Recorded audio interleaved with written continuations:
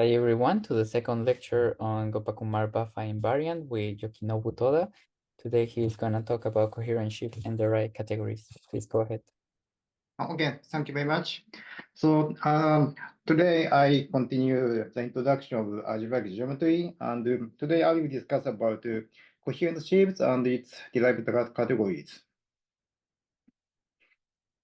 So our goal is to define the animated invariants of curves like Gopakumar-Vafa invariants, and in order to define it, we need the notion of coherent shift. So this is very important notion in algebraic geometry. So there are several curve counting invariants on curvature C-folds, and as I said yesterday, so there are like chromofit invariants, PT or DT invariant, and Gopakumar-Vafa invariant. And chromofit invariants count maps from curves to curvature C-fold. But in the last two theories, so they are shift counting theories. And so what we count is like coherent shifts on curvature C-fold. So in the last time, I defined the shift on scheme. And so for example, there is a structure shift, and that is an example of the coherent shifts. And in general, so what we want to count is shifts supported on some lower dimensional space. For example, let's say you have a curve inside the curvature C-fold.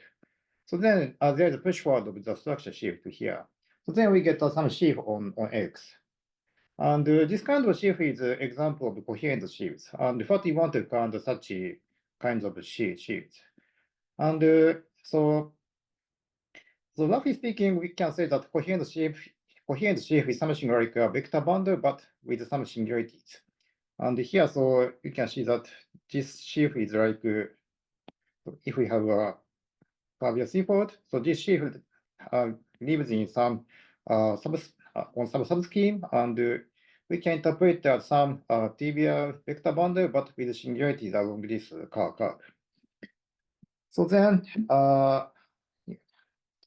in the local settings, it corresponds to some module over some commutative algebra. So the last lecture I explained that for the theory of affine scheme is equivalent to the theory of commutative rings.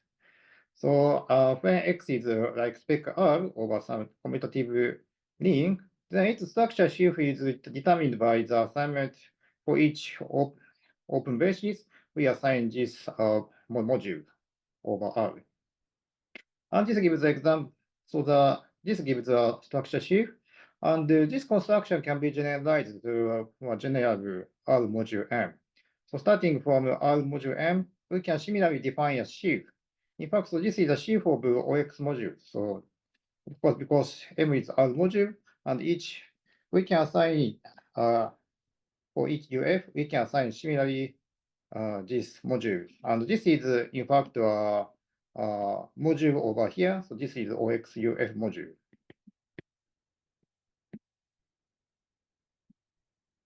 So in this way, we have the shift of the OX module on this affine scheme. And so the basically, so this gives the coherent shift, at least when the R is Noetherian. And if M is finitely generated. And if there is no finite generation, that corresponds to quasi-coherent shift. Here is a very formal definition of coherent shift. Well, in general, for a given scheme X, a coherent shift on it is a shift of OX modules. That is for each open subset, we have the link OXU, and this shift is a module over this link over each open subset, such that this F is of a finite type. That is for each point, there is open neighborhood and also surjection like this. And also for any open subset, and also for each integer, and also morphism, its kernel is of a finite type. That is, finite type is this condition. So this means that so locally, so this is there is a surjection like this. So this means that the locally the coherent shift looks like a cokernel of this morphism. That is. So we have the direct sum of the structure sheaf to structure sheaf, and locally, so the coherent sheaf appears as a cokernel of such a map.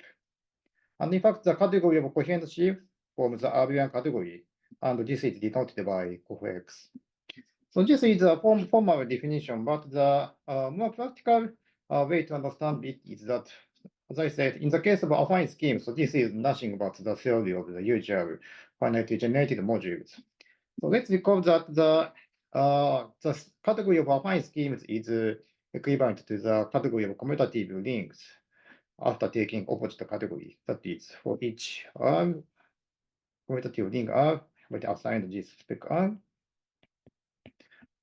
Conversely, for each affine scheme X, we can associate a commutative ring by taking the global section of the structure sheaf. So then we can generalize this correspondence in the case of coherent sheaves. So this is also the classical and basic fact in algebraic geometry that for each let R be finite.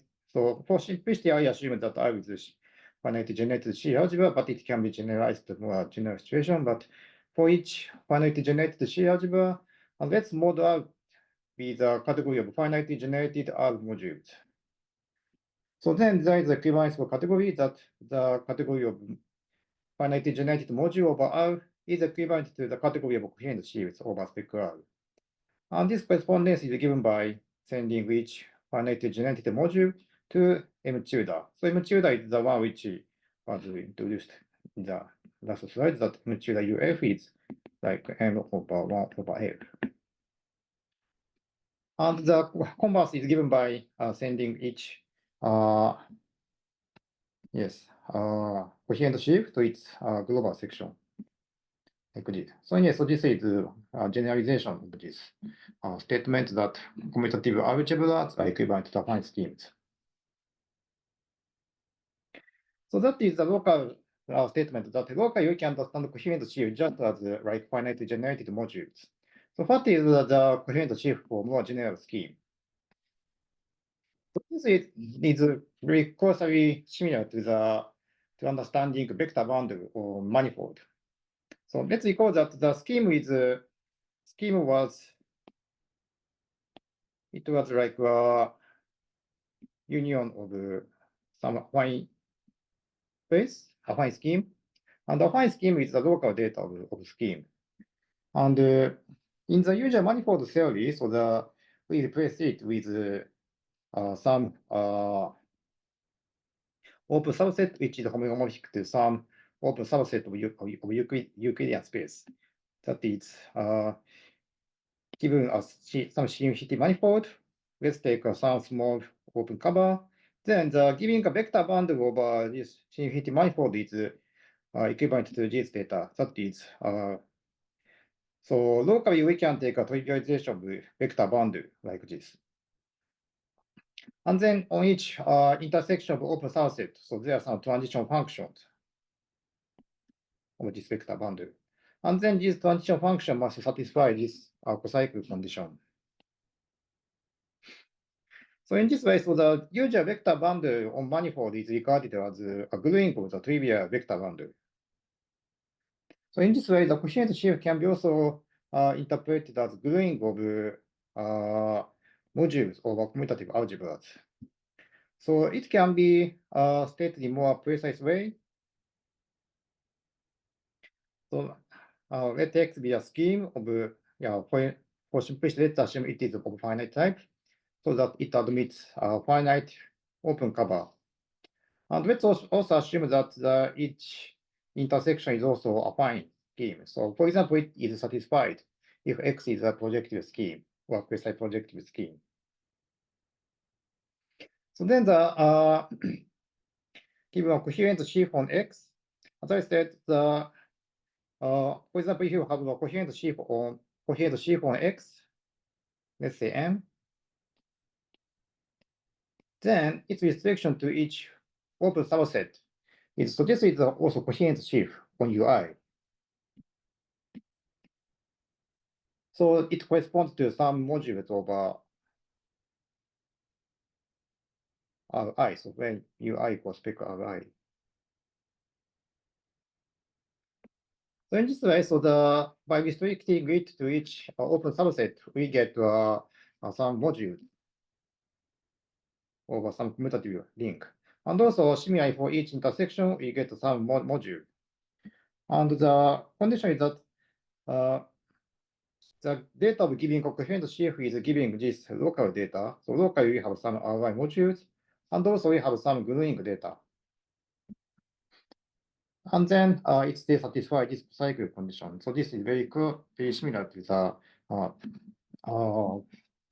gluing condition of vector bundle on infinity manifold. So in this way we can, so this is one way to understand coherent sheaf. And so there are several functionality properties of coherent sheaves. So in the case of usual sheaves, we have some push forward and pull back. And there are also similar functionality properties of coherent sheaves. So let F be a morphism of schemes, and for simplicity, let's assume these are finite type of complex numbers. Because so in these lectures, I only consider such a scheme of finite type, so that we can always assume this. So then we can produce several examples of coherent sheaves by push forward and pull back. So for the push forward, we have to assume that this map F is proper. So proper means that like this is something like every fiber is like compact. For example, if both X and Y are projective scheme, then this is automatically proper. So then this push forward functor. Push forward is this is a functor from the sheaves on X to sheaves on Y. But it will stick to the functor from cof X to cof Y. But the properness is important for this, because if you don't have properness, then the usually the push forward does not preserve the finite generatedness. So for example, if you consider the map from spec A to spec B, so usually so the map between affine space is not proper. And this push forward is so this is like regarding M. So this map corresponds to the being home. And this map corresponds to regarding A module as B module. But in general, so A is not necessarily finite to generate B module. So in that case, so this push forward does not preserve the coherence. But if F is proper, then this issue is solved, and there is a functor from here to here. And also it admits a left adjoint functor, that is the pullback. But we have to be careful about its pullback, because so the usual pullback by as a sheaf is defined by in this way that was defined in the last lecture. But this does not have a modular structure over Y. So maybe this is a type. Maybe this is if in. Sorry, this is okay. Yeah. So.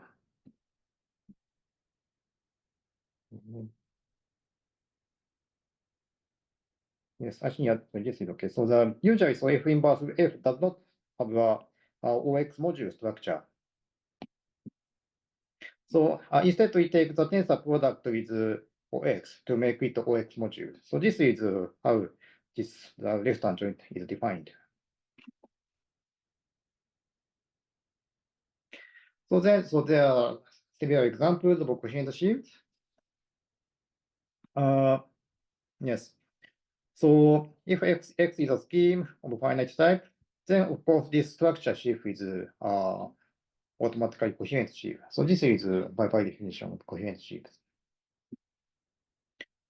And the second example, so the amorphism of schemes F to X. So this is called the closed immersion if the induced morphism is surjective. So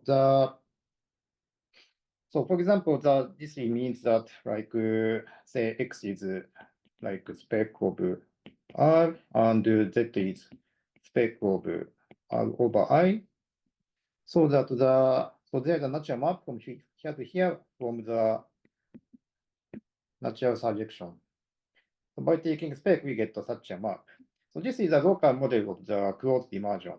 And then this Z is defined by this ideal Z. The ideal sheaf is given by some sheaf version of this, the usual ideal. So by taking the kernel of this natural map, I get some sheaf. So in fact, this is a subsheaf over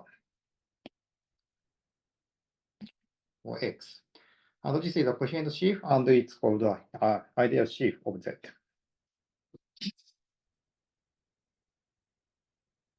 But however, there are several non-examples of coherent sheaves. For example, let's take open immersion from the complement of the origin from the affine line. So we have this affine line A1 and take the complement of the origin so that we get C star. Of course, so this map is not proper. So as I said, it is necessary to assume the properness to get the coherent sheaves by push forward.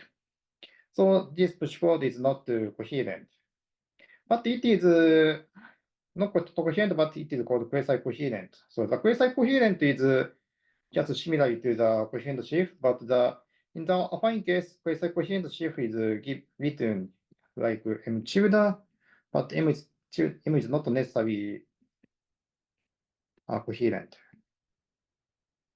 So this J star OU is of this form, but the difference from coherent sheaf is that so this M is not finitely generated. So in fact, so this sheaf is given by just setting M to be X inverse. And so this is a CX module, but not finitely generated.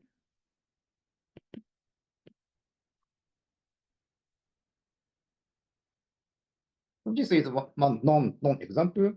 And another non-example is that we have the so-called extension by zero by this open immersion J.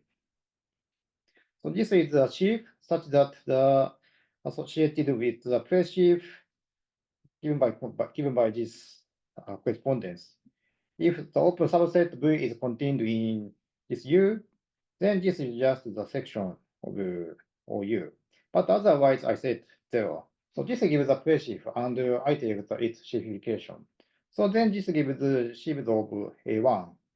But it is neither coherent nor neither quasi-coherent.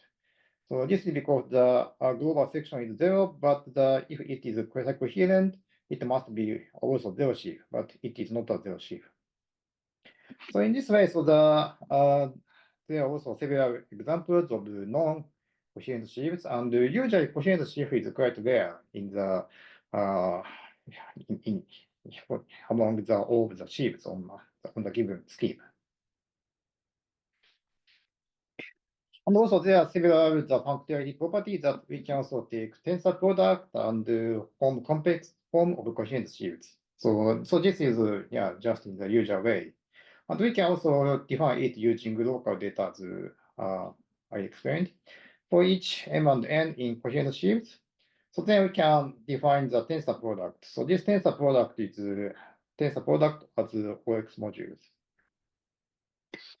So this can be also defined using this local data that if M and N correspond to these local data, then we can define this tensor product by taking the tensor product for each local chart. And then we can also take the transition functions just by taking the tensor product of the transition functions of each factors. So in the similar way, we can also define the home sheaf. And so this is also similarly defined. For example, from the local data, we can just consider the home modules and then also take the conjugation of the transition actions. So then similarly, we can define the dual of the coherent sheaf by taking the home sheaf from M to OX. So this means that the usual operation of taking tensor product and home of the modules can be also make sense for coherent sheaves. So then we have the so-called notion of locally free sheaves. Just correspond to the algebraic version of vector bundle. That is, by definition, a coherent sheaf on a scheme is so called locally free if for each point there is some open neighborhood such that locally, so this is isomorphic to the direct sum of the structure sheaf. So the direct sum of the structure sheaf is, so this is the analog of the trivial vector bundle.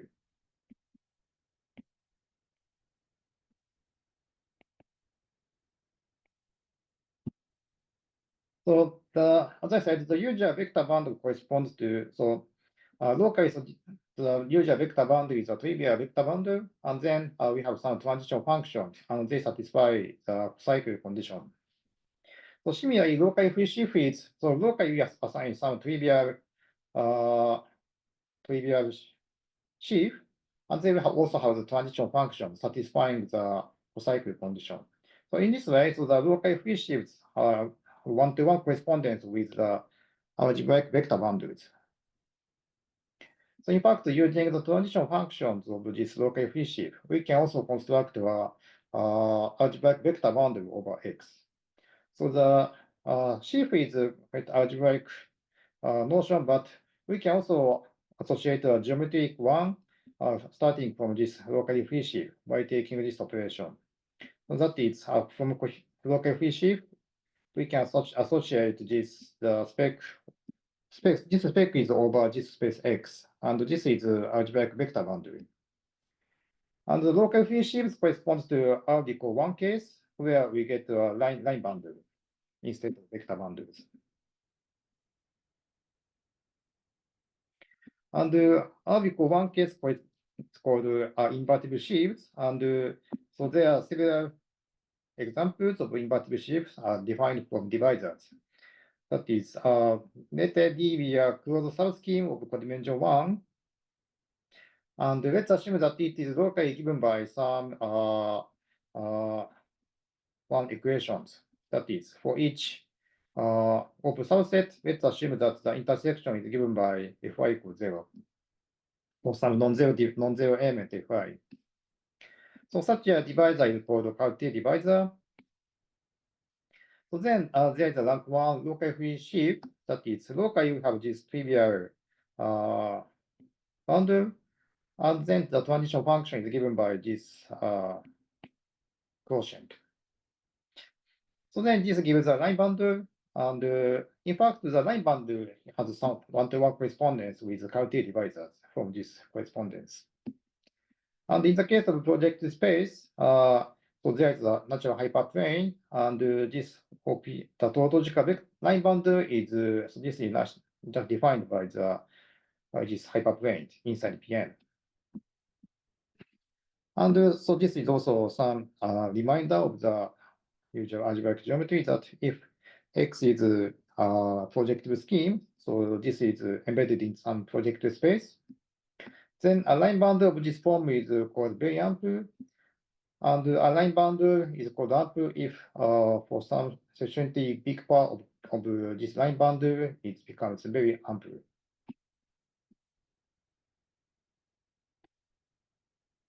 So there are several other examples of local free sheaves. So for smooth variety X, we have the so-called tangent bundle and cotangent bundles. So the usual tangent bundle gives algebraic vector bundles.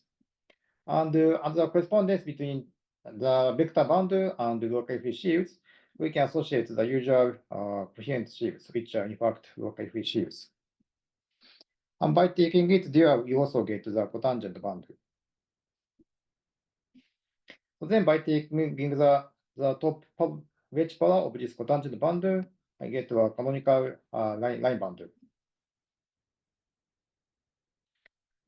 Also, the every local free sheaf is so this is classified by Grothendieck on PP. In the case of P1, so this is classified by Grothendieck. So this is a very classical fact that every local free sheaf on P1 is given by isomorphic to the direct sum of this form.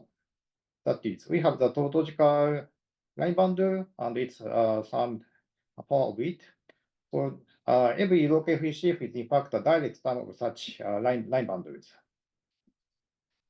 So this is a very special situation in the case of P1. So in fact, this is not true in the higher dimensional projective space. For example, the tangent bundle of Pn is not a direct sum of bundles.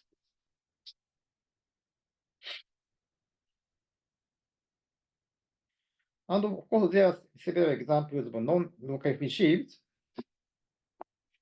As the first example, for a closed subscheme, whose dimension is less than dimension x. So then any non-zero coherent sheaf that is coming from the push forward from this subscheme. So this is not locally free. That is, if we have this x, and if we have this z. So if it is locally free, then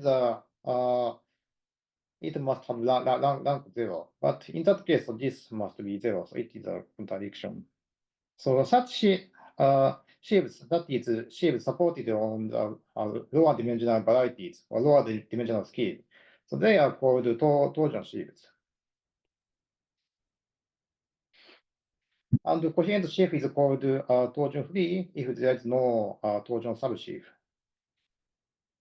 For example, every locally free sheaf is torsion free. And usually, so this is the converse is not true, but sometimes the converse is true. So this is the next example that for a smooth curve C, a coherent chiffon, it always split into the direct sum from the torsion part and torsion free part, which is in fact a locally free sheaf. So this is a special situation in the case of curves that the torsion free module over DVR is in fact free. So of course, this is very special for the case of curve, and this is not true in the higher dimensional case. So in the higher dimensional case, let's consider x with dimension x bigger than or equal to 2. So then the torsion free sheaf is not necessarily locally free, contrary to the case of curves. For example, let's consider ideal sheaf for some z where z has dimension less than or equal to dimension for x minus 2, or dimension of z is bigger than or equal to 2. Then this is torsion free, but it is not locally free. In the case of dimension z is dimension x minus 1, and if x is, for example, smooth, then this is in fact locally free. This corresponds to a cavity line bundle. But in the higher dimension, so this is not locally free. Another example is that for a singular curve, for example, consider this some nodal singularities. So then there is some normalization of these curves, which resolves this singularity, something like this. So then this is isomorphic away from the singularities, but it is not isomorphic at this singular point. So then if you take its push forward, so then the rank then if you take restriction of this sheaf at each point on C, then it is rank 1 at each smooth point, but the rank of the sheaf jumps at the singular point. So in that case, this is not locally free. So then we have the notion of exact sequences of coherent sheaves. So let's consider exact sequence of coherent sheaves. So in general, if we have the exact sequence of sheaves, so then by taking global sections, we get this sequence. But this is only left exact. This means that this right arrow may not be always surjective. So this is because in order to define the image of the sheaf, we have to take some sheafification of the pre-sheaf.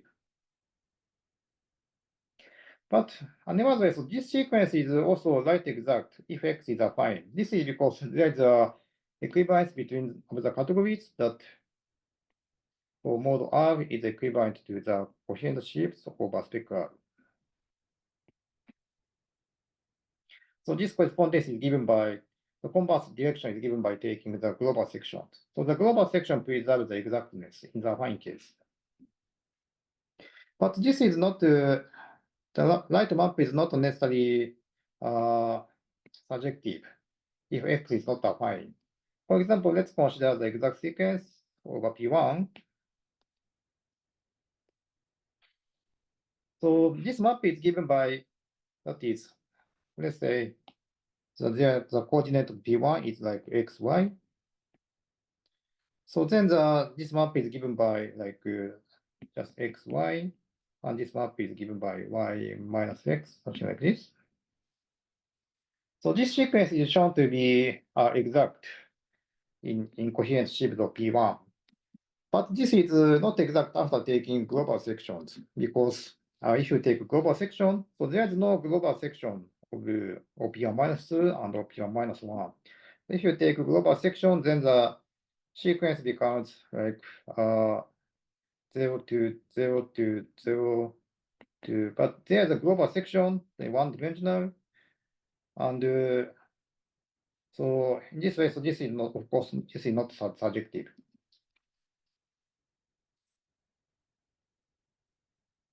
So the obstruction of this, the light exactness is captured by the so-called Sheaves cohomology theories. So there is some cohomology theory of coherent shifts, which at least the first cohomology captures the obstruction of the surjectivity of this last map. So this is the about the cohomology theory of coherent shifts, that is, for each integer I, so there is a functor from cof x to the category of vector spaces, such that the for I equals 0, so this is just by taking the usual global sections. And also, for each exact sequence, we have this longer exact sequence.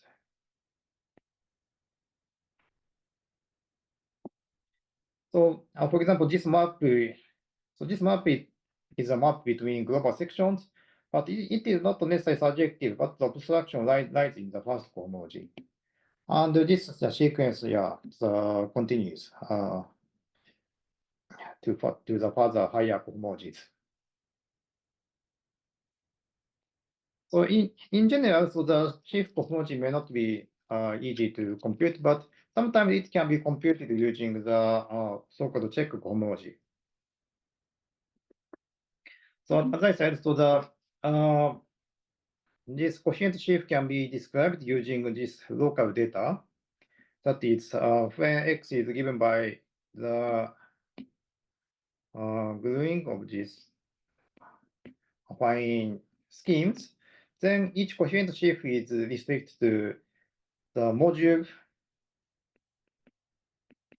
over Ri and also some transition functions like this.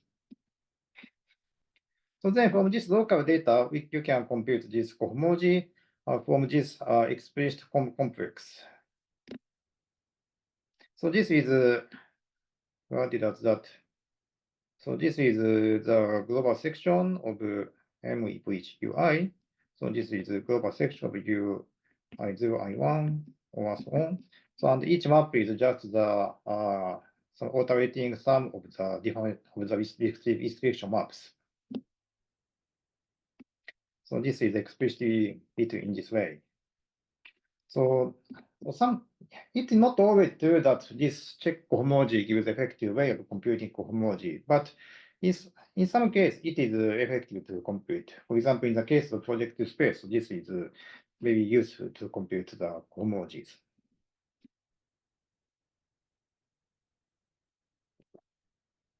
For example, so that we have this example of Sheaves cohomology of line boundaries on projective space. So let H is a hyperplane inside Pn, and let OPnk is so this switched by k. So then so this global section is easy to compute. That is Vk is the space of homogeneous polynomials of degree k inside of this polynomial rings. And for higher cohomologies, so by using check complex, we can directly compute that there are no higher cohomologies when this degree I is not 0 and n. And there are only top cohomologies, where this cohomology is dual of this with minus k minus n minus 1. So in particular, when k is positive, so then there are no higher cohomologies. And higher cohomology that appears when k is less than or equal to minus n minus 1. And for example, when k equal minus n minus, when k equal minus n minus 1, then this is one-dimensional. As another example, so let's take C to be a smooth projective curve of genus G. So then it is well known and also easy to compute that the global section is of course one-dimensional because there is the only homomorphic function on or algebraic function on C is only constant because C is projective. And there are several ways to compute this one. For example, I will explain later that there is a so-called Riemann theorem to compute this one from this computation. And also there are no higher cohomologies. And here's one more example of shift cohomologies using the long exact sequence. So let's take X to be a hypersurface of degree D inside of this Pn, and also take K bigger than or equal to 0. So then we have this exact sequence. So this sequence is given by, so for example, if X is given by like f equals 0, where f is homogeneous polynomial of degree D, then this map is given by taking multiplication by f. So then from this exact sequence of Sheaves, we get this long exact sequence by the definition of the Sheaves cohomologies. From this one, and also the computation of the Sheaves cohomologies of the projective space, we get the computation of the Sheaves cohomologies of the line boundary of this hypersurface. So it is explicitly calculated in this way. So let's recall that Vk was the space of homogeneous polynomials of degree k inside of this polynomial ring. And also there are no higher cohomologies when I is not 0 and n minus 1.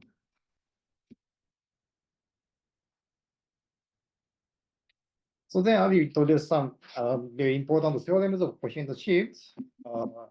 I give 4 theorems. So not all of them are related to the animative geometry, but this is of independent interest in the cohomologies of coherent sheaves.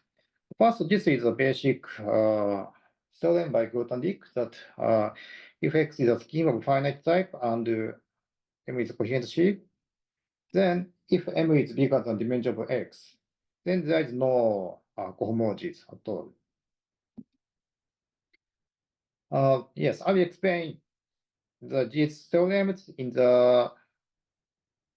by comparing the computation in the case of hypersurface of degree D.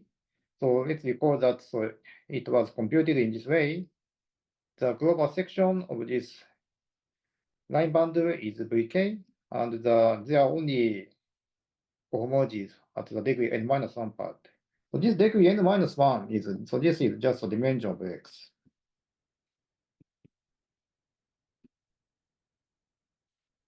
And also there are no higher cohomologies for other degrees. So in particular, when so this degree is bigger than this dimension, then this is 0. So this gives one instance of this Grothendieck vanishing.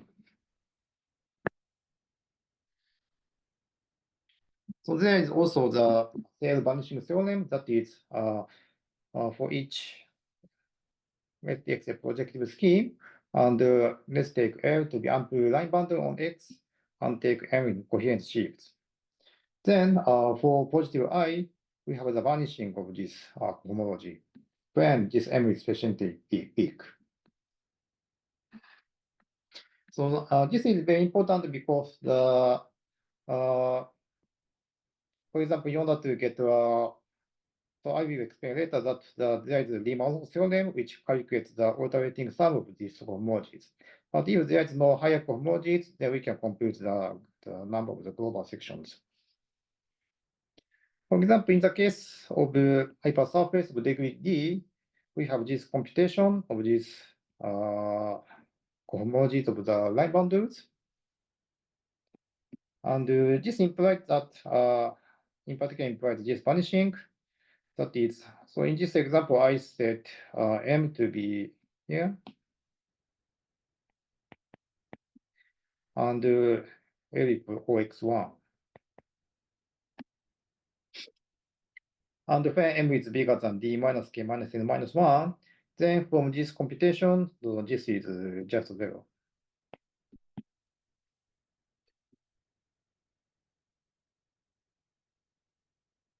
So another theorem is so-called the Kodaira vanishing. So this is very important in birational geometry. So there are similar vanishing statements in birational geometry, but in many of them, the starting point is of this Kodaira vanishing.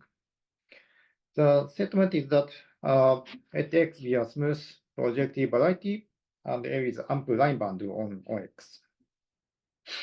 Then for each positive integer I, we have this vanishing of this cohomology. So this is the cohomology of the line boundary. For example, in the previous examples, again, so the global section was computed in this way, and the only higher cohomology is this one. And in this case, the canonical line boundary is explicitly computed in this way. So in particular, the cohomology of this hi omega x treated by j, so this is equals to this one. And again, from this computation, this will become to z0. So again, so this example of computation also gives an instance of example of this Kodaira vanishing. So finally, we have to explain about the series duality. So this is a very important in enigmatic geometry because so this is used in constructing so-called shifted symplectic structures. So the statement is that X be a smooth projective variety. So then for each locally free sheaf, we have the isomorphism between this cohomology and the dual of these cohomologies. But the M is replaced by M dual tensor omega X. One other way to say is that there are some natural pairing from here, HIXM, tensor H of dimension X minus I, X, M dual tensor omega X. So there are natural pairing from here to here, which gives H dimension X, X omega X. And in fact, so this last space is just one dimensional. And this gives a perfect pairing of this space and of this space, which makes this, which gives this isomorphism. So in the previous example, again, so this is computed in this way. And again, so omega x is given in this way. So we have explicitly see the duality of this. That is when I equals 0. When I is not 0, the both of them are 0, so this is trivial. And when I equals 0, then this is vk, and now the dimension for x is now n minus 1. So the when I equals 0, so then in this example, I take m equal xk. So this is m dual. So then still I get this vk to have this duality. So then I will also explain about the Riemann-Roch theorem. In general, it is important to understand the global section of the coherent sheaf. In particular, this is important when F is a line bundle, because if F is a line bundle and we know the number of the global sections, then we can use it to get a map from X to another space, like projective space.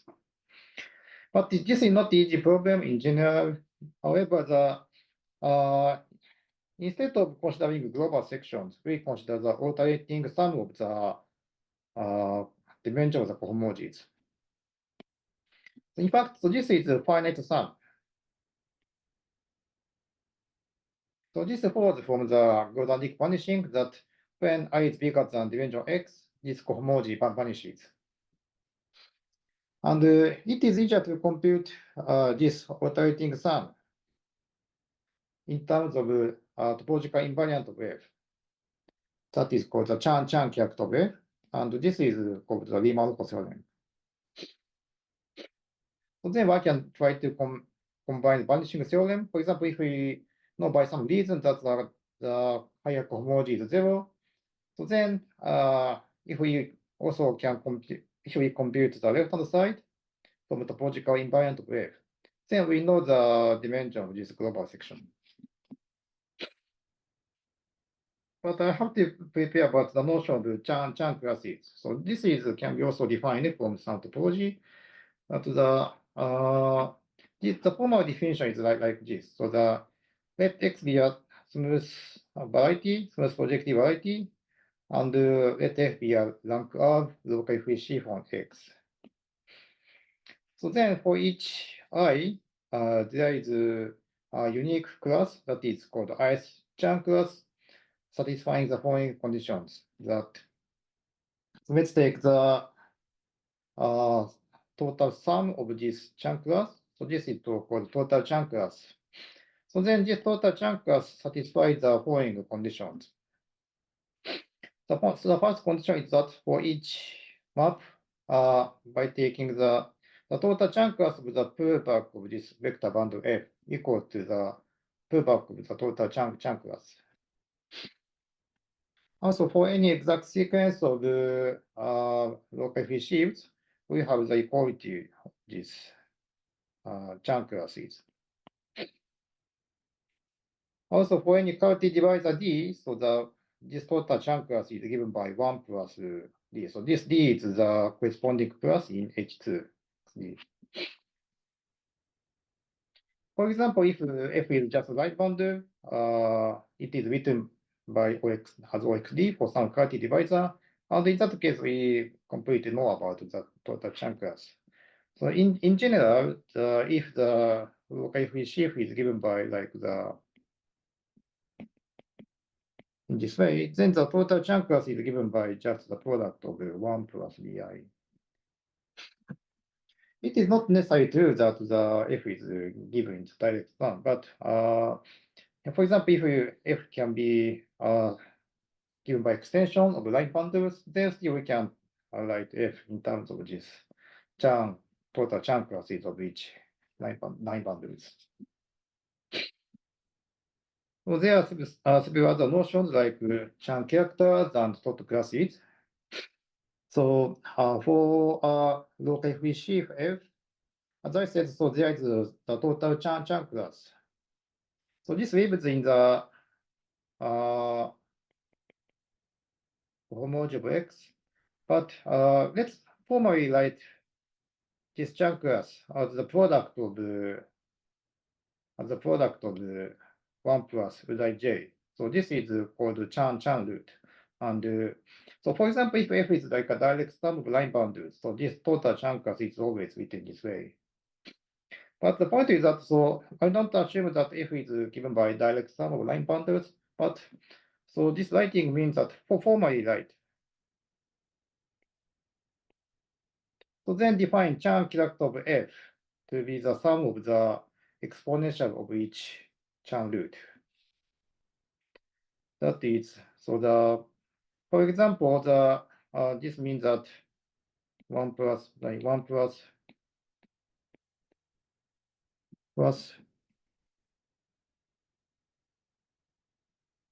and so on. And if you take the Derived part, So this is the sum of the I. But this sum of the I is nothing but C1 of F. So in this way, we get this relationship. And in this way, the chance is written in terms of C1, C2. So in this way, even if you don't know what are J, then there's some transformation between this Chan character and Chan class and Chan characters. So so this gives some transformation between Chan class and Chan characters. And similarly, total class can be is defined in this way. And this is also explicitly written in terms of the Chan classes, for example, in this way. Then using Chan characters and total classes, we can formulate the Riemann theorem, that is the for a smooth projective variety, and also look at free sheaf F. Then the alternating sum of the its sheaf homology is given by the integration of the Chan character multiplied with the total class of X. So here, so this notation is the projection of from H star X to the top homology group. So in this way, so the Chan character and total class, so this one only depends on the underlying variety X. And the Chan character F, so this one is so this is a topological invariant. So this is easier to compute. So usually, so this is easier. So this alternating sum is easier to compute using the topological invariant Chan character. So this statement is only for local free sheaves, but it is also easy to extend it to arbitrary coherent sheaf, at least when X is smooth projective variety. This is because in this case, we can take a local free resolution of each coherent sheaf by some finite local free sheaves, that is, for each F, and get some resolution, that is, exact sequence, where each pi are locally free sheaves.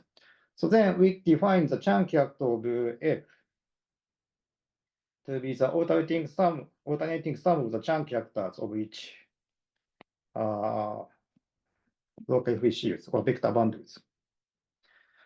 So then by using this definition of the Chan character, we have still the same statement.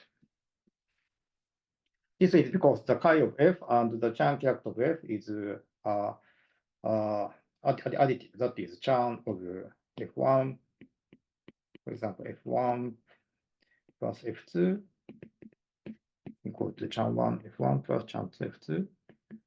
And this is also the same for the Euler characteristic. For example, this Riemann theorem looks like way in the case of curves. So if F is the smooth projective curve of genus G, so then for a local free sheaf F on C, its degree is defined by this one. So this is the project. So this is the degree 2 part of the first Chan class wave. So then the Riemann theorem implies that Riemann theorem is the computation of the Euler characteristic, that is the alternating sum of the cohomologies. But there are no cohomologies of degree bigger than or equal to 2. So chi f is, so this is the definition of the chi f. And using series duality, so this is the same as this one. And so this is a statement of the Riemann theorem. So for example, if we know that this one vanishes for some kind of vanishing statement, then we know the dimension of this one. So in this way, so this is a very effective way to compute the global sections. And I skip about the surface and I talk about the Faraday-Seaford case because this case is also important in Thomas theory. And also in this case, the Riemann theorem becomes simpler because Faraday-Seaford means that the first chunk class of the tangent boundary is 0. Because this first chunk class of tangent boundary is equal to the first chunk class of the canonical boundary. The canonical boundary of omega. So this is trivial by the definition of the Calabias threefold. In that case, the total class can be simplified in this way. So it's because that the total class was 1 plus half of C1 plus in this way. But for threefold, so there are no higher term by the dimension reason. And because C1 equals 0, so this term also vanish, this term vanish, so we only have this term. In this case, the Riemann theorem is quite simple, that this chi f is given by just this one. So for example, if x is critic threefold, and if you take f to be the this line boundary, so then the chance of this line boundary is calculated in this way. So this means that the chance lives in H6x, but this is identified with Q. So in this identification, this chance is given this way. And chan1 is, so chan1 lives in H2x, but this is generated by H. And also C2tx lives in H4x, and its multiplication with this hyperplane class is calculated in this way. So by putting this together, we get this computation. Okay, so this is the introduction of the coherent sheaves. So are there any questions?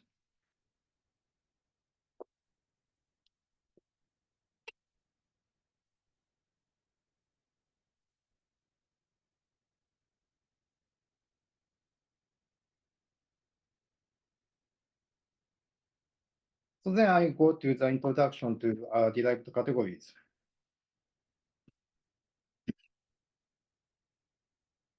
So this derived category is also important in application to enigmatic geometry. So yes. So far I discussed about coherent sheaf. So coherent sheaf is the category of coherent sheaf from Abelian categories. But we can define for each Abelian category, we can define its derived category. And the object of this category consists of some complexes of objects in this Abelian category. The complex means that so we have F0 to F1 minus 1 to also on. But the point of this derived category is that we identify the complexes so that their cohomologies are isomorphic. So this notion was introduced by Grothendieck Verdier around 1960s. So the original motivation was to give a relative version of the Seil duality theorem. That is, the Seil duality was, so this was the isomorphism between these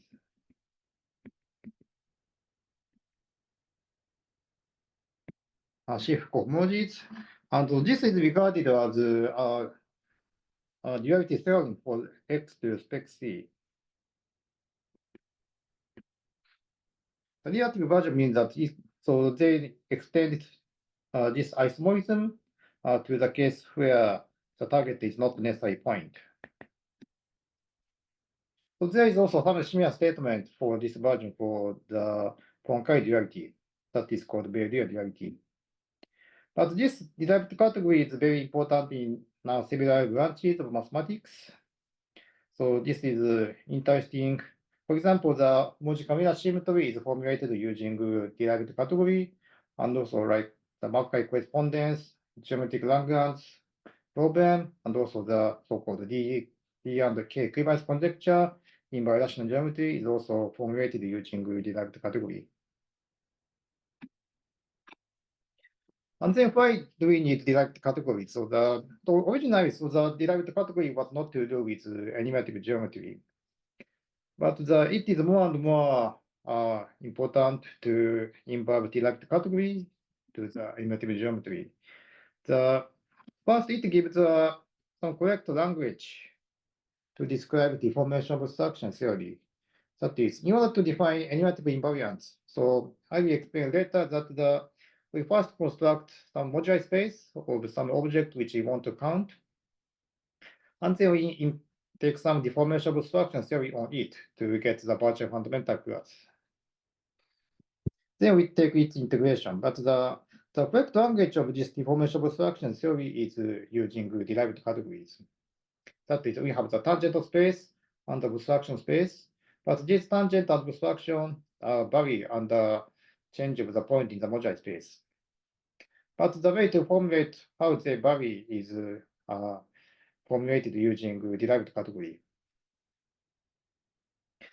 Also, so this is maybe most important part for me, that we can construct animative invariants counting stable objects. That is, so far we have only considered coherent sheaves. But we can also consider counting objects in the derived category. That is, we can also consider counting complexes in derived category.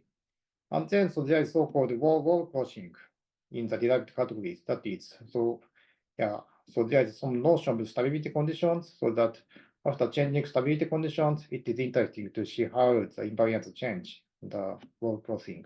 So this is quite essential in understanding generating a series of curve counting invariants. And lastly, so finally, we also want to define the Gopakumar-Vafa invariant using Parver sheaves. So Parver sheaf is a complex of sheaves, but it is not a coherent sheaf. So this is a complex of some constructive sheaves. So this is also used in defining the Gopakumar-Vafa invariant. And so in this way, so this is also important to consider derived categories in the definition of Gopakumar-Vafa invariants.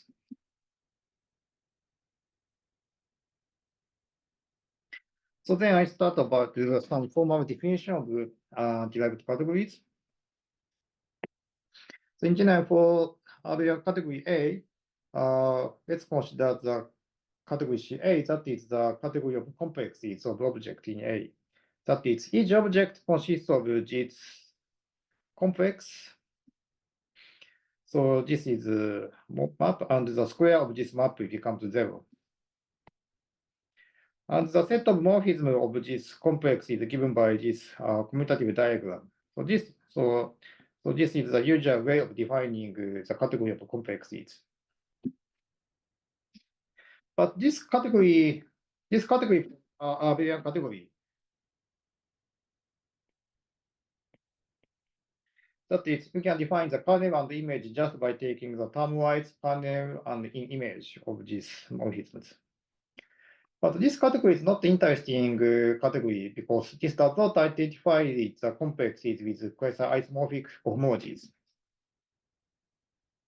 So you have to construct some more interesting category from this category of complexes. So you have to take one more step of this construction. So we first construct a homotopy category. That is, let's take two morphisms in the category of complexes in A. So then the two morphisms are called homotopic if there is some morphism in one less degree term, such that we have this relation. This is like homotopy relation. That is, each map is given this way, but we say that these are homotopic if they are this morphism, so that this diagram commute. That is the map from here to here. The difference of the map from here to here is given by the sum of this one and this one. So then, of course, this is the natural notion coming from the notion from the homotopy in homotopy theory. So then we denote by this HA to be the homotopy category of this category of complexes. So by definition, this is the category whose objects are the same of the category of complexes, but the home spaces are different. The home of this homotopy category is a quotient of this home space in the category of complexes by the homotopy relation. So in fact, this category is now no longer not abelian.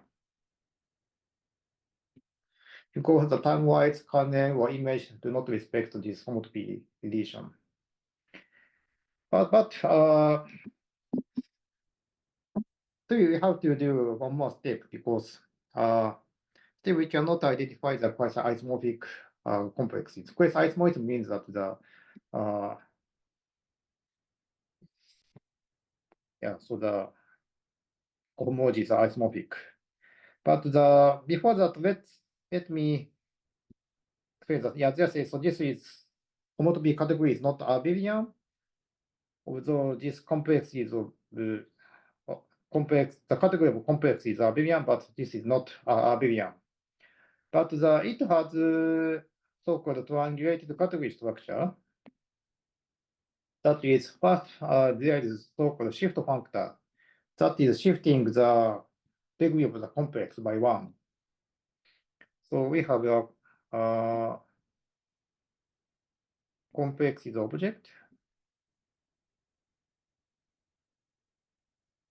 So this is shifted by like f1 to 2 to -1. So this is just shifting the degree. We also have the notion of distinct triangles. That is, for each map of complexes, we can construct its cone. So this is again the complex is this is again complex to the object that is cone I is equal to gi plus fi plus 1, and there is also a differential.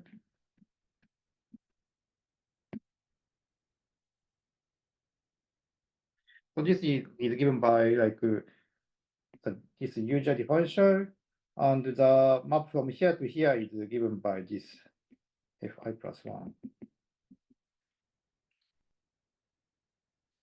So this is the analogy of the mapping cone homotopy theory. And in fact, there is a notion of a triangulated category, which I don't recall here, but so the axiom of triangulated category is that there is a notion of the shift functor and also distinct triangles satisfying some number of axioms. And this homotopy category is satisfying these axioms, which makes it to be triangulated category.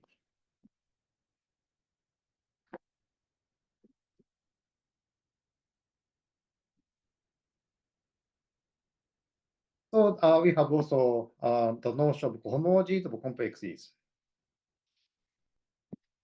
So for a complex, we can define its cohomology. That is the usual definition of the cohomology. That is, I take the kernel. So we have fi to fi plus 1, ti to ti minus 1. So this is a quotient of the kernel by the image of this differential. So again, so this is object in A. So then this is the exercise in homological algebra that for each distinct triangle, that was distinct triangle means that E3 was given isomorphic to the cone of F. So in this, then we can directly check that we have the associated long exact sequence of cohomology. So this is the exact sequence in this abelian category A. So then the map of complexes. So this is called quasi-isomorphism if the induced map So if there is a map of complex, then it induces a map between cohomologies. So this is a morphism in A. So it is called quasi-isomorphism if this is map is the isomorphism for all I.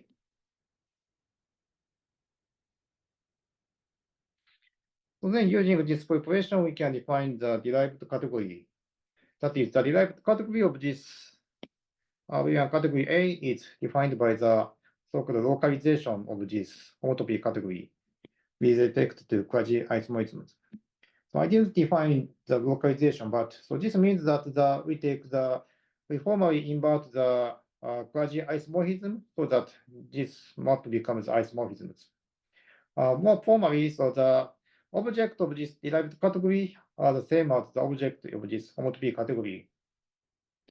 And the set of homomorphism in the derived category, so this is the equivalence class of this roof diagram.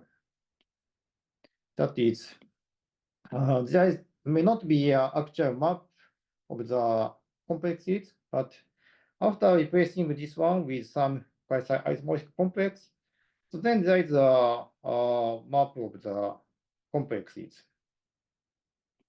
So it may not be necessarily have a map of complex, but after replacing quasi-isomorphism, then it is represented by the actual map.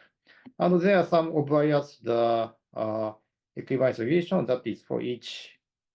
If another quasi-isomorphism, then we identify these two diagrams.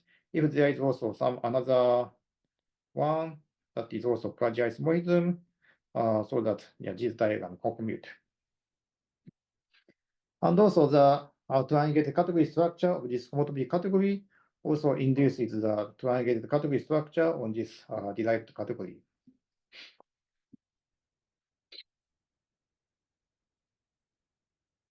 So then, how this derived category looks like. So as I said, so this derived category inverts the quasi-isomorphic morphism. So as a result, every quasi-isomorphic morphism of complex is in fact isomorphism.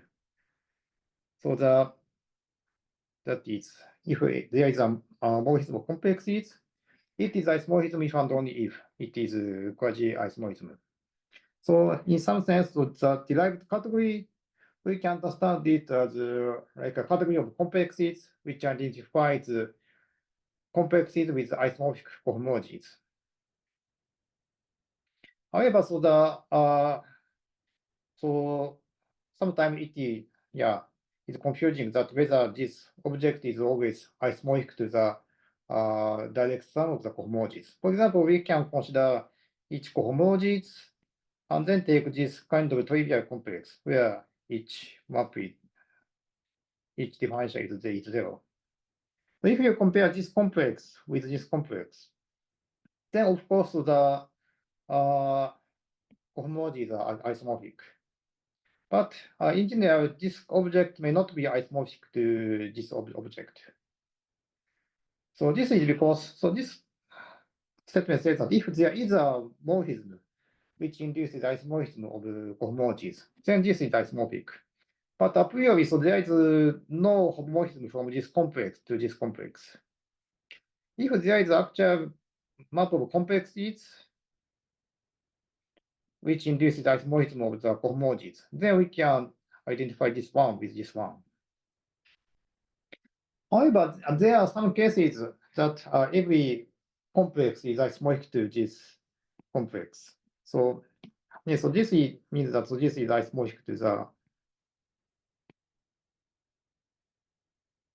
shifted cohomologies. And so this happens when the homological dimension of this avian category is less than or equal to 1. For example, this happens when A is the category of vector spaces. And also this is also true when A is the module category over G, that is the category of avian groups. And this is also true when A is the category of coherent sheaves, when C is a smooth curve. So this is because for example, if you take object which have only two cohomologies. For example, there is, let's say you only have two cohomologies like hi equals 0 for I is not -1, 0. So then we have this distinguished triangle, and so there is also connecting map like this. But in these examples, so there is no x to 2 between coherent sheaves. That is, for example, in the case of coherent sheaves, we can, by the Grothendieck vanishing, this is 0 for each coherent sheaves. So this means that this map is always 0, so that it is a direct sum of these shifted cohomologies. So in such a situation, every object is in fact direct sum of the shifted cohomologies. But in general, this is not true. For example, when the dimension of x is bigger than or equal to 2, so then there are some complex which are not isomorphic to this direct sum.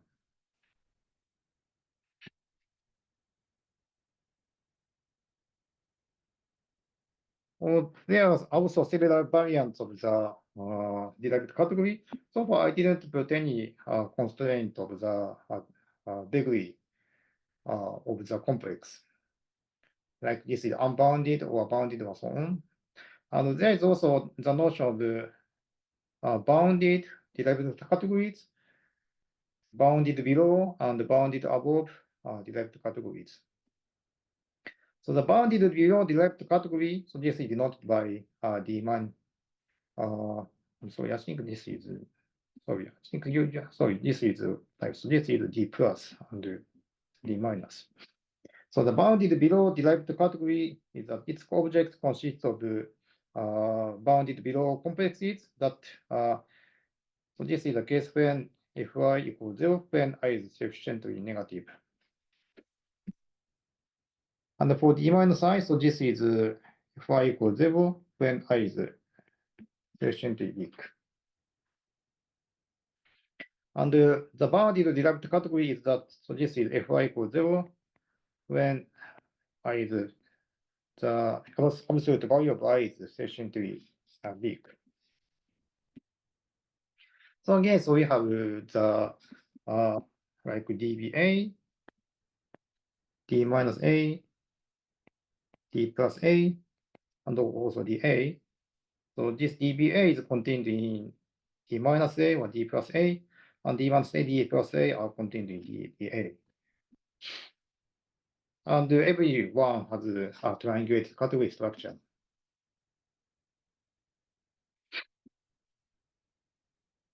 So then the important thing to discuss about derived category is that there is so-called derived functors. So derived functor is some sort of generalization of cohomology theory. So the let A and B be Abelian categories, and let's take phi to be an additive functor between these Abelian categories. So then, this functor induces a functor between homotopy categories, J to HB. So this is just taking the complex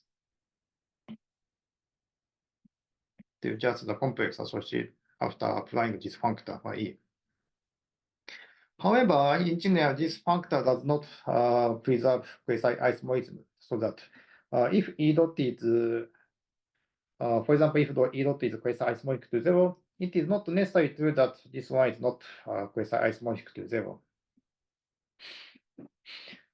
In particular, it does not necessarily descend to the functor to derived categories. That is, of course, if F is exact functor, that is preserving the exact sequence. So then the quasi-isomorphic complex goes to quasi-isomorphic complexes, so that the this functor naturally descends to a functor between derived categories. For example, let's consider the functor from the category of abelian groups to abelian groups given by this home functor. So this category is not an exact functor, that is. So if you take this exact sequence of abelian groups, so because this is exact, so this is quasi-isomorphic to zero.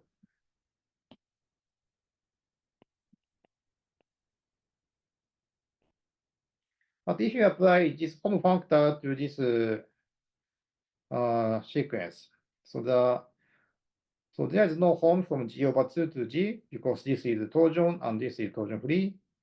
And so after applying phi z, so this becomes 0, this becomes 0, but this becomes just 0 over 2. So after applying phi, we get this sequence, but this is not quasi-isomorphic to 0.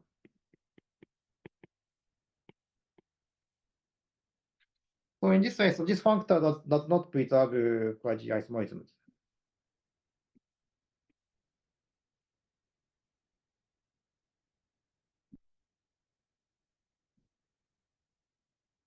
So the derived functor is, so this is the functor between derived categories, which in some way approximate to the original functor phi.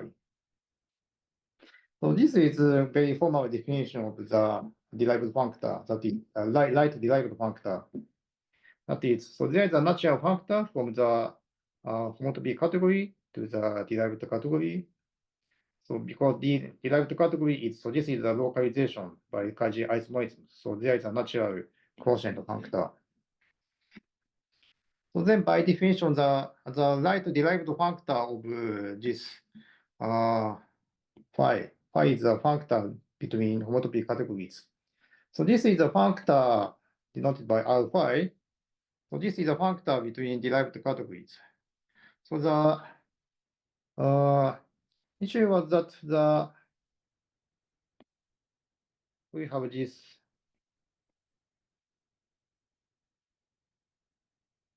The question was that whether this functor descends to the functor between derived categories. So descend means that this functor commute, but the right derived functor does not necessarily mean that this functor commutes.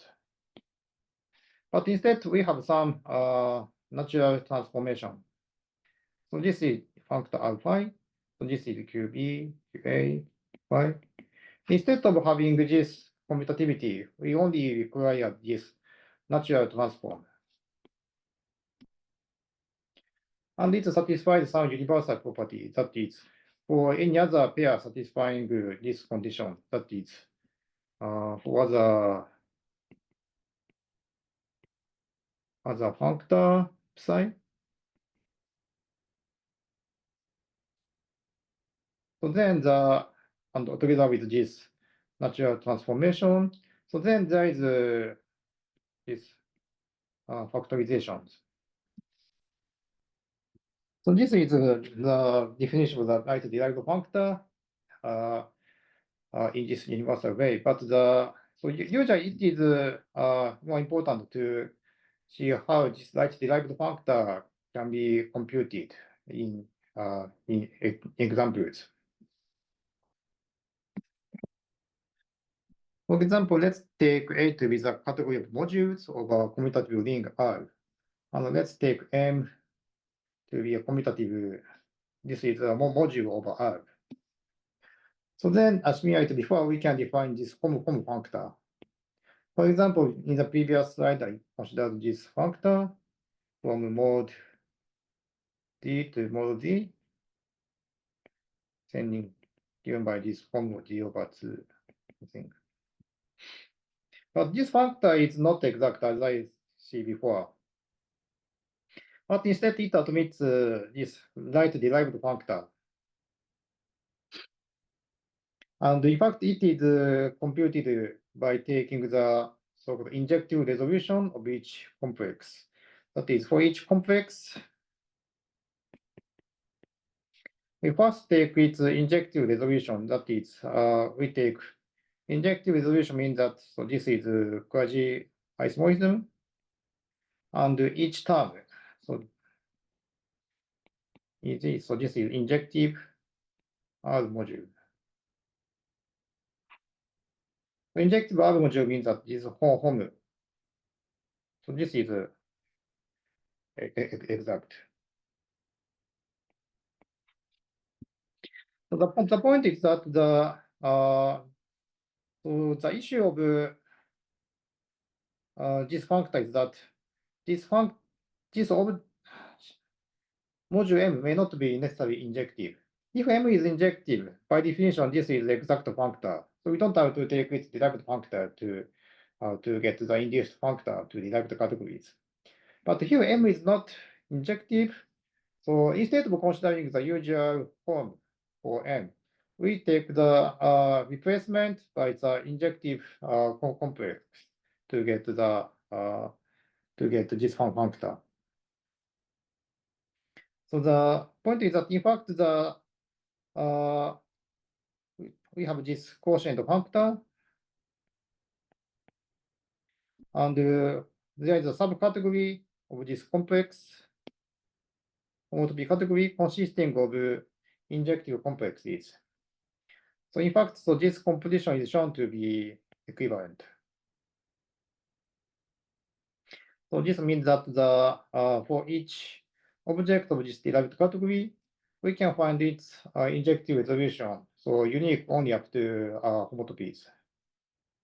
So then by replacing this object by this homotopy, by this complex of injective object, so then we can compute its right derived functor. So in fact, this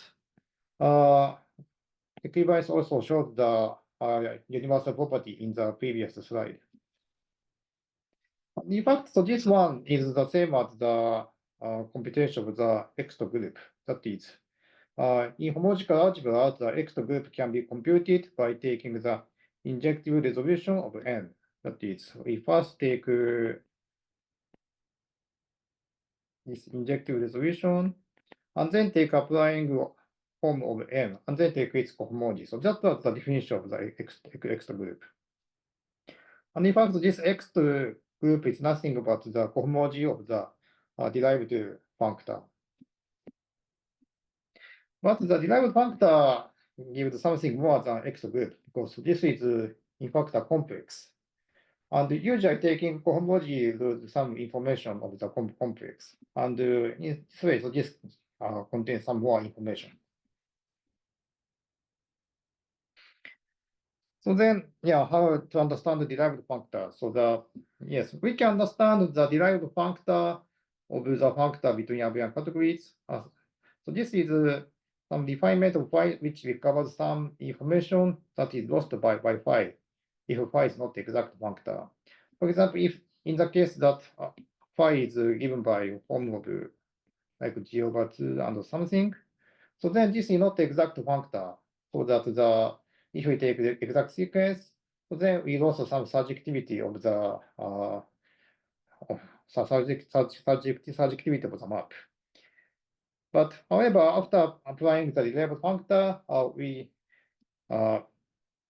so we get this distinct triangles. That is, for each exact sequence. So after applying form M, it does not give exact sequence, but instead, if we take the derived functor, then we get a distinct triangle. So this is a replacement of the exact sequence. So instead of considering exact sequence, it is enough to consider distinct triangle. So in fact, so for each exact sequence from this distinct triangle, we get the long exact sequence of cohomologies. So if you take cohomologies, we get this long exact sequence of the home space and also X1. So in general, so this map alpha is not necessarily surjective, but the abstraction of this non-surjectiveness can be captured by this X1. And so this sequence so continues to higher cohomology. So this is very similar to the Sheaves cohomologies in the first part of this lecture. So in fact, the Sheaves cohomology can be also interpreted as a right derived functor. So there is also similarly the so-called left derived functor. So this is also similarly defined using this universal property, which I don't explain so much because this is just similar to the right derived functor. But it is also important to see how this functor can be computed. Instead of considering injective resolution, so for the sorry, this is left derived functor.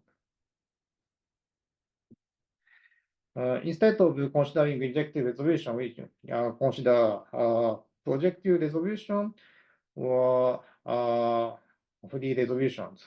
So usually left derived functor is constructed for the tensor product functor.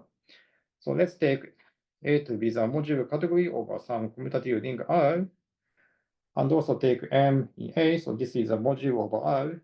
So then we have the functor by taking tensor product over M. But again, so this is not necessarily exact functor. And yeah, again, for example, if we can take the tensor product of Z to Z like this. So then again, if we take this sequence, so then this map is tensor 2, product by 2. So then we get like Z over 2 to G over 2 to G over 2 to 0. And this map is a 0 map. So this map is not injective. So in this case, we lose the injectivity of the map. But in this case, we have the left derived functor. So in this case, so instead of taking injective resolution, we take a projective resolution. That is, so this is quasi-isomorphic, so that each term is projective modules. So then again, if we take the homotopy category of projective modules, then this composition is shown to be equivalent.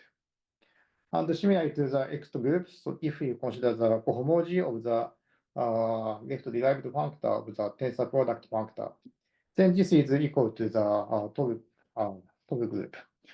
So in this way, we can recover some basic groups which appear in homological algebra using derived functors. So let's consider some more examples. Yes, for example, let's take this derived functor of the tensor product. So this example is the same one which I mentioned in the previous slide, that in order to compute this complex, we take a resolution of Z over 2. So the resolution of Z over 2 is given by this. So this is nothing but the projective resolution of Z over 2. And then take the tensor product with Z over 2. But then after taking tensor product with Z over 2, this map becomes 0 map. So in fact, so this case is a split case. That is, this is the direct sum of Z over 2 plus Z over 2 shaped by 1. And similarly, let's consider R is so this is finitely generated C algebra, but this is not smooth. So this is we have the singularity at 0. And let's take M to be R over X and N equal over Y. So geometrically, so this means that M is Y axis, and so this is R spec R. M lies in here, and N is like this. So this case is where the spec R has singularities. And in that case, this derived tensor product may not be bounded complex. So in fact, if we can take the projective resolution of M as R modules just by this. That is, there is a natural surjective map out to M, and the kernel of this map is generated by the image of this map, X, and the kernel of this multiplication by X is, so this is generated by the image of R, and so on. So in this way, we have the bounded above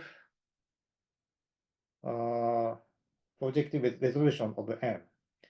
So then, by taking the tensor product with N, we get this complex. So this is again the unbounded complex. And in fact, so this is periodic, and so that we have the cohomologies for each non-positive even degree.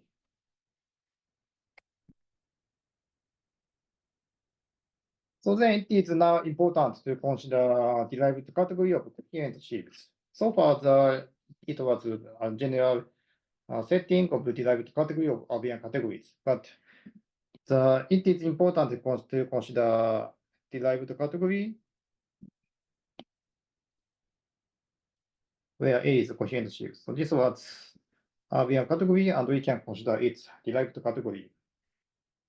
So this is now regarded as very important invariant in algebraic geometry, and it appears in several branches of algebraic geometry. For example, this birational geometry. In birational geometry, it is expected that birational Cavier manifolds are conjectured to have equivalent derived categories of coherent sheaves. This is conjecture by Bondar-Roloff and Kawamata. And more generally, so that there is so-called minimum model program in birational geometry, and it is expected that under each step of the minimum model, the derived category gets smaller and smaller. So this is still conjecture in many situations, but in some cases it is proven. And this is very interesting story which connects birational geometry and derived category. Also, homological mirror symmetry is also formulated by Konsevich as the equivalence of derived category and category of the mirror side. So there are also derived category version of the Markov correspondence. Markov correspondence is a correspondence between the representation of finite groups and also the resolution of the singularities of the quotient. And it is also now formulated in terms of derived equivalence. And yes, so in this way, so the derived category appears in several branches of algebraic geometry, and it is very important in connecting algebraic geometry with yet other several research subjects. So the reason why derived category is interesting is that so it has many interesting symmetries. So there are several functorial properties that for morphism of varieties, we have I said that there is a natural pullback factor between coherent sheaves. And it admits left derived factor.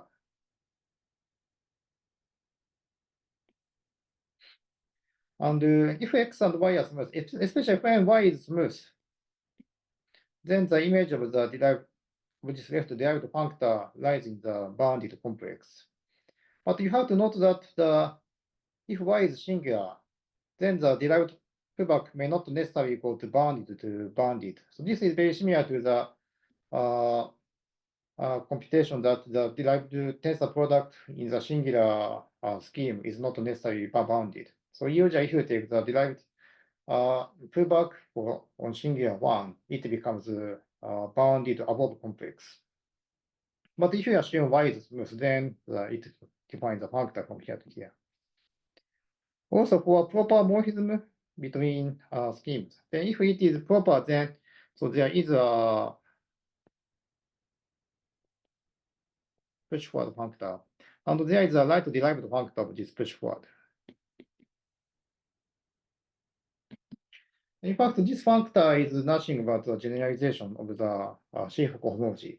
That is, if X is proper, and then this push forward is a map from DB cofx to DB spec-C. But the DB cof of spec-C is nothing but the category, this is the derived category of the vector spaces. And by taking the cohomology of the push forward, we recover the sheaf cohomologies. And also for each E and F in object in derived category, we have the also derived form and inner form. So the derived form is so this is a right derived functor of form of or something.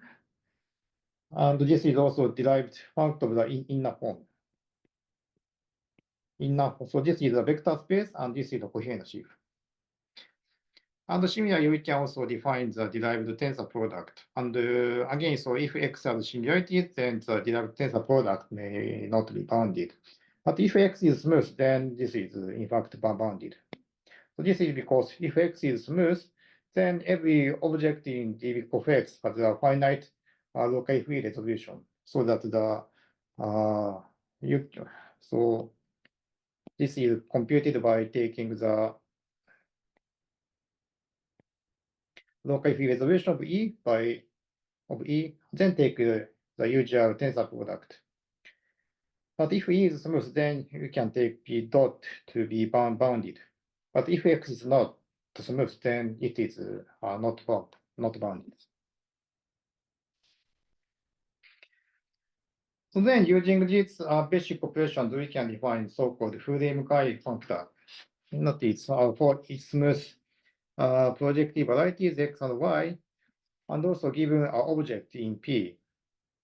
So then, given this object, we can define as a functor that is, sorry, so this is type P. So we have this Y to X to Y, Px, Py. We first take a pullback of object on here to here, and then take a tensor product over B, and then take push forward to Y. So this is analogy of the Fourier transform. So this is called a Fourier-Mukai functor, and this object P is called a kernel of the Fourier-Mukai functor. So such a factor was first considered by Mukai. So he constructed such a equivalence for non-isomorphic pair of X and Y. So in his case, X is Abelian variety and Y is its dual Abelian variety. So dual variety is that Y is regarded as moduli space of line bundles, and this is also Abelian variety, but when X has dimension bigger than Y equal to 2, then its dual variety may not be isomorphic to the original X. Anyway, so if such a functor is equivalence, this is called Fourier-Mukai transform. So it is very important to give examples of Fourier-Mukai transform. And also in the case of smooth projective varieties, also proved that any free face functor of derived categories is isomorphic to a Fourier-Mukai functor. And he also shows that this kernel object P is also uniquely determined from this free face functor. In particular, if there is equivalence of derived categories for smooth projective varieties, then there is a unique kernel object which describes it as a Fourier-Mukai functor. So this is a formulation of the so-called decay conjecture. So this is due to Bondal and Orloff. And originally, if X to Y be a birational Cavier manifold, then there is a equivalence of derived categories. So this is very important and interesting conjecture, but at the same time, this is very difficult, and there are only partial results are known. And but in the three-dimensional case, it was proven by Bridgeland, but it is open in higher dimension. And in some special case, like there are still partial results. For example, Kawamata generalized it to the case of K equivalent varieties. And for example, birational minima models are expected to have equivalent to derived categories. And he proved it in the case of toric varieties. But one of the issue about this conjecture picture between derived category and birational geometry is that, so usually under some birational transformations, for example, in the process of a minimal model program, some singularities have appeared. But usually the derived category does not behave well for singular varieties. And we have to find a better substitute of considering derived categories to study this kind of. For example, in the case of toric varieties, so Kawamata considered the associated smooth Dewey-Markov stack and formulated this conjecture for the derived category of smooth toric varieties. So in this way, so so more generally, so the singularity may not be of quotient type, and we have to find some sort of categorical resolution of singularities to formulate this kind of questions. Anyway, so what we wanted to say is that there might be some non-isomorphic varieties which have equivalent derived categories. So in that case, this is captured by the so-called T structures in the derived categories.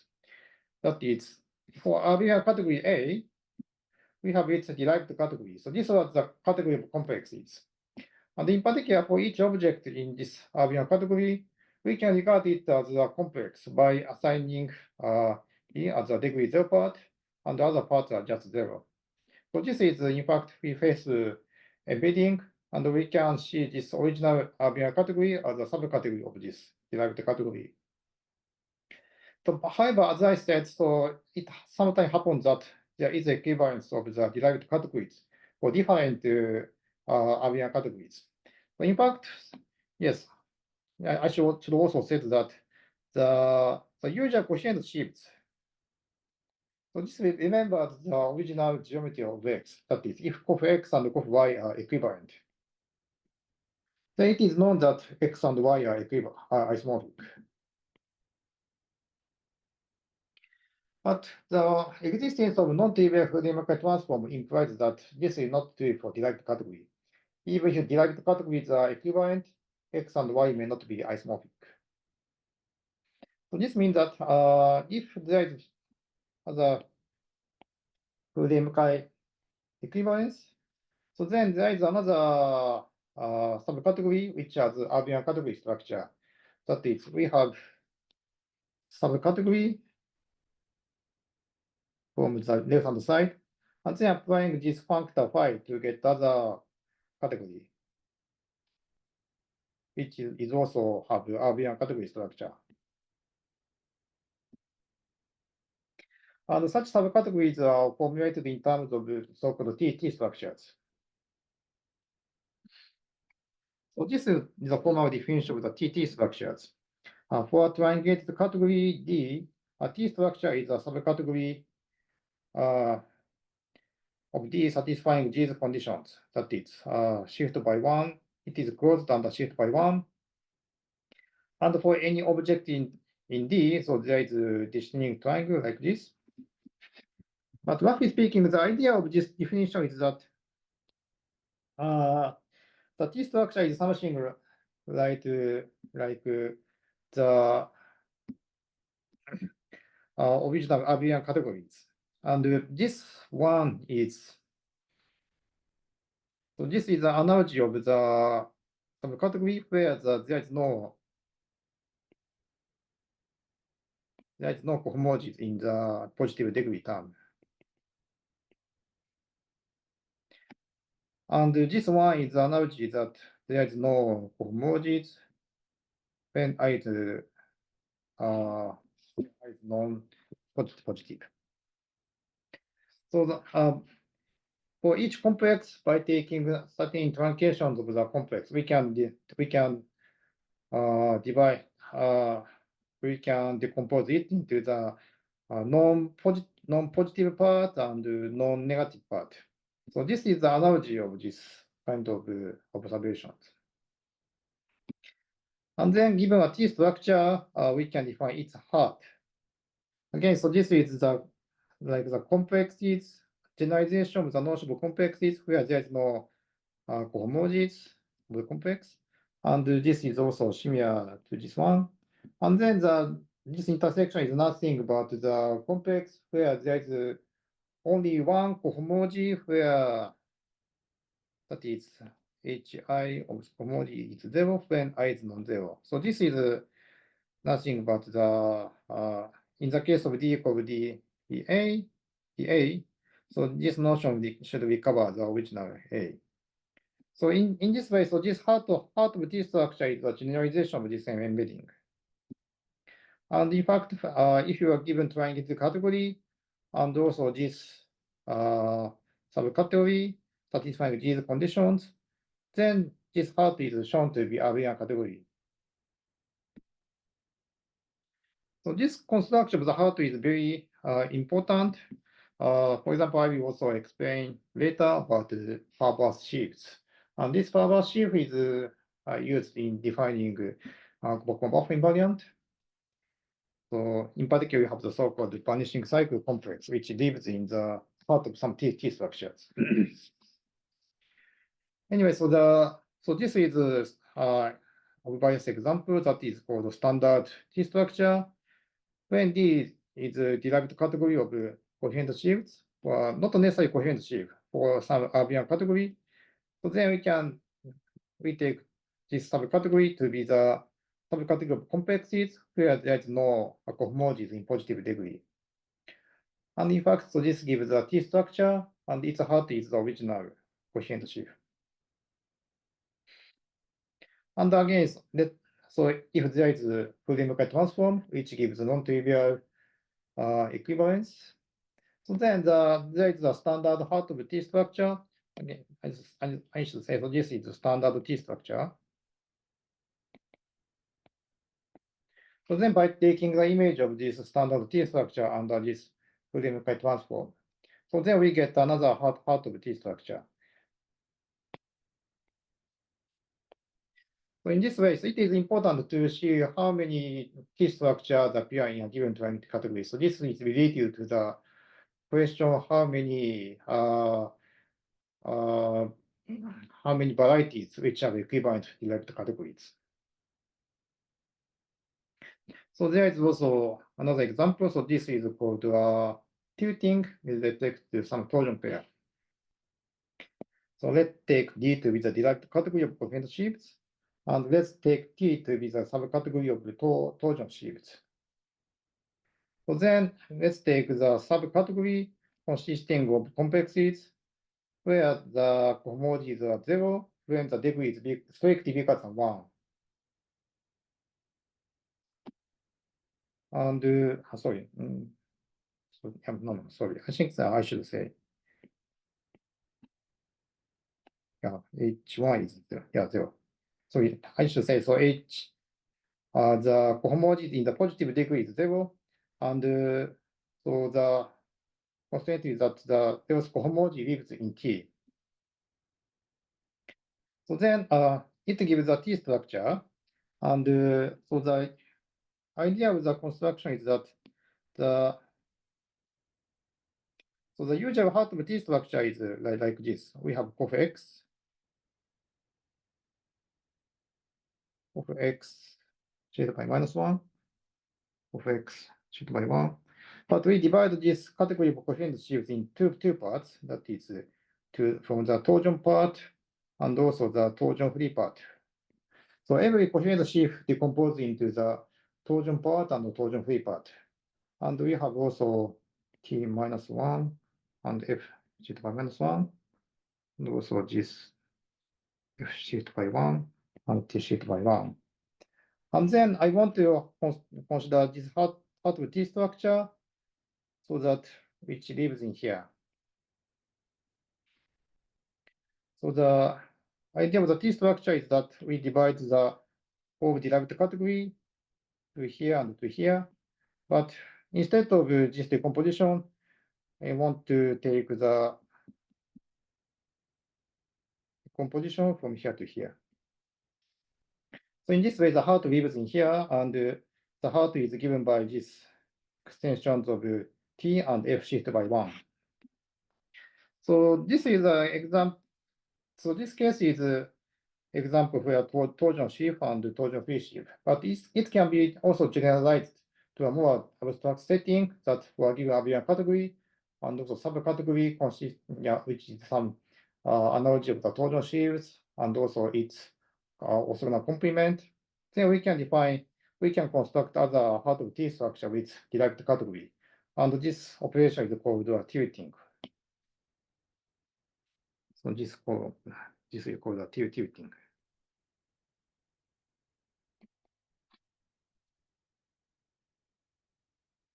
So then, given T structure with part A, so similar to the standard one, we can construct a cohomological functor. So this is an analogy of the usual cohomology for the complex. So formally speaking, so this is defined in this way. So then, but this cohomology functors are used in defining Gopakumar-Vafa invariants when taking cohomology of the power T structures. So the power T structure is that this is which I will also explain later that instead of derived category of coherent sheaves, we also consider derived category of constructive complexes. And then we have the heart of T structure on it, and so then we take the cohomology of that one. So yes, so that is it today's lecture, and in the next lecture, I will consider moduli spaces of coherent sheaves and also moduli stacks of coherent sheaves. And these are necessary in defining Donaldson-Thomas and Gopakumar-Vafa invariants. And yes, so today I finish here.